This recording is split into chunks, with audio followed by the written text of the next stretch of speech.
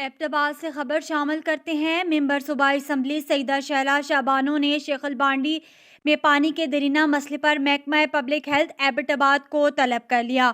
محکمہ public health کے S T O Muhammad Asim اور دیگر اہلکار شریک ہوئے۔ اس موقع پر مسلم لیگ نون سوشل میڈیا ٹیم، ضلع ایبٹ آباد صدر ابرار تنولی، جنرل سیکرٹری عادل جدون کی ٹیم کے ہمراہ میٹنگ میں شریک ہوئے۔ کسان کونسلر شیخ البانڈی جواد خان اور ٹیم سوشل ورک شیخ البانڈی نے بھی اپنی شرکت کو یقینی بنایا۔ اجلاس میں واٹر ٹینک کی مرمت، ٹیوب ویل کے لیے نئی پمپ موٹر کے ساتھ ساتھ لائنوں کی بحالی کا طریقہ کار پر بھی تبادلہ خیال کیا گیا۔ محکمہ پبلک ہیلتھ نے مکمل تعاون کی یقین دہانی کروائی اور اعلان علاقہ کے وفد کو آفس طلب کر لیا۔ اعلان علاقہ اور ٹیم سوشل ورک شیخ البانڈی نے ایم پی اے شیلا شاہ صاحبہ کا شکریہ ادا کیا۔